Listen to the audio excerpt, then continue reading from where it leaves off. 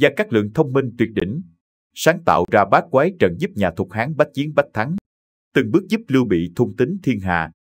Có câu loạn thế xuất anh hùng, thời Tam Quốc vô số nhân vật, tài giỏi xuất chúng như Trương Phi, Quan Vũ, Triệu Vân, Tào Tháo, Lưu Bị.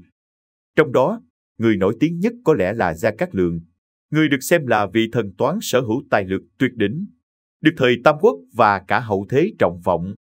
Bát quái trận của ông tương truyền rằng có uy lực kinh hoàng đủ để chiến thắng Bách Diệt quân. 1. 3 lần đến nhà tranh mời Ngọa Long. Gia Cát Lượng, hiệu Ngọa Long, tài giỏi, giỏi mưu lược. Khi còn thiếu niên đã cùng cha đến sống ở Kinh Châu. Sau khi cha qua đời, ông chuyển đến sống ở Long Trung, Tương Dương và trở thành thừa tướng của nhà Thục Hán ở tuổi trung niên. Lưu Bị muốn phục hưng Hán thất, thôn tính thiên hạ nên chiêu mộ nhân tài khắp nơi. Lúc này Từ Thứ và Tư Mã Huy cùng tiến cử Gia Cát Lượng cho Lưu Bị, nói rằng Gia Cát Lượng vừa có tài vừa có đức. Sau đó mới có chuyện Lưu Bị 3 lần mời Gia Cát Lượng xuống núi.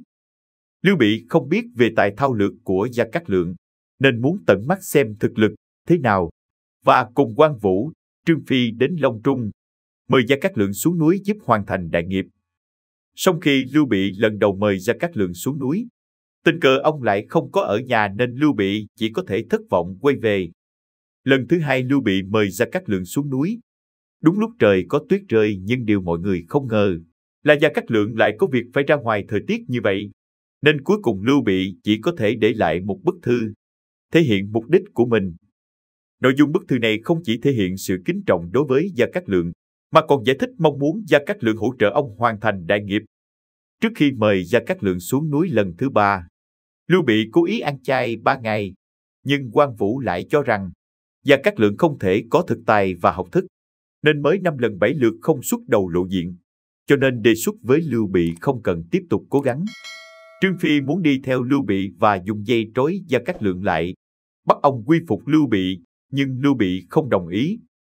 Cuối cùng Lưu Bị đích thân lên nhà tranh của Gia Cát Lượng một lần nữa. Kết quả là khi đến nơi Gia Cát Lượng đang ngủ, cả ba mong Gia Cát Lượng tỉnh rồi mới ngồi xuống nói chuyện.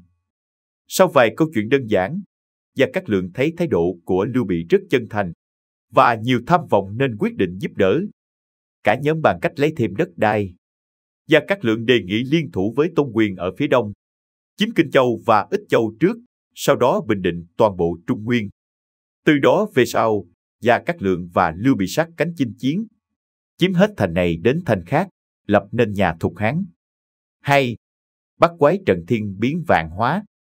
Như cách gọi, bát quái trận được vận hành theo nguyên lý bát quái.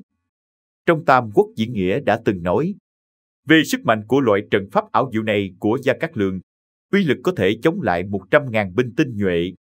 Qua những bản sao chép lịch sử thể hiện bát quái trận là có thật, chủ yếu sử dụng những khối đá chất thành chồng và sắp xếp theo 8 hướng ứng với 8 quẻ: Can, Khảm, Cấn, Chấn, Tốn, Ly, Khôn, Đoài, phối hợp với kiến thức thiên văn và địa lý để tăng thêm uy lực và tính sát thương. Điểm đặc biệt của bát quái trận cũng rất rõ ràng. Một là địch ở trong tối, ta ở ngoài sáng, có thể đánh bất ngờ. Binh lính thi triển trận pháp đã được huấn luyện, biết rất rõ từng ngõ ngách trong trận pháp. Sau khi quân tiến vào sẽ hoang mang như lạc trong mê cung. Thế là bị tàn sát bất ngờ mà chưa kịp phản kháng, hay là chốt hành động của đối phương. Trong không gian, vũ khí có kích thước lớn và chiều dài đương nhiên không thể sử dụng. Quân địch không biết điều này. Thế là chúng cầm vũ khí lớn, ta cầm vũ khí nhỏ, phát huy lợi thế linh hoạt của binh khí nhỏ để phản kích, đánh bại kẻ thù. 3 là đánh vào tâm lý. Khi đối thủ lạc vào thế trận sẽ không tránh khỏi kinh hãi. Còn quân binh bên này đã thông thuộc địa hình, nên tạm ngưng khí thế vì đã quen chiến thuật, đương nhiên sẽ chiếm ưu thế. Ai cũng biết rằng tâm lý rất quan trọng trong chiến thuật. Trên thực tế, không khó để thấy rằng việc bày binh bố trận của Gia Cát Lượng không chỉ là ứng dụng binh pháp thông minh, mà còn là vận dụng được lòng người. 3. Bát quái trận có thể bị phá không. Đến thời Đông Tấn, Tư Mã Hoàng dẫn quân đánh Ba Thục, và tình cờ gặp phải bát đồ trận được thành lập bởi hàng loạt khối đá, liền tìm thấy vị trí sâu xa của bát quái trận. Tư Mã Hoàng ông nói rằng bát quái trận có sự bổ trợ toàn phần, Nếu tấn công vào đầu thì những người ở đuôi sẽ đồng loạt tấn công. Nếu nhập vào giữa, hai bên sẽ bị tiêu diệt. Nếu tấn công phần đuôi, phía đầu sẽ chặn lại sự tiến công. Vì vậy, Tư Mã Hoàng đã chọn đi vòng quanh. 4. Tư Mã Hoàng nhìn định trận pháp, nhưng vì sao không tiến công?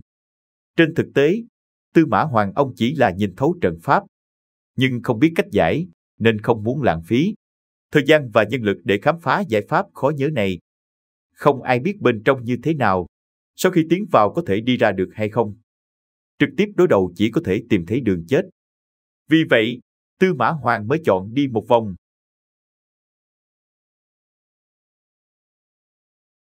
Video của chúng tôi đến đây là kết thúc. Cảm ơn tất cả các bạn đã quan tâm tới xe hay V88 và theo dõi video của chúng tôi.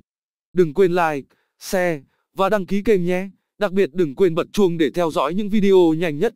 Một lần nữa xin cảm ơn tất cả các bạn.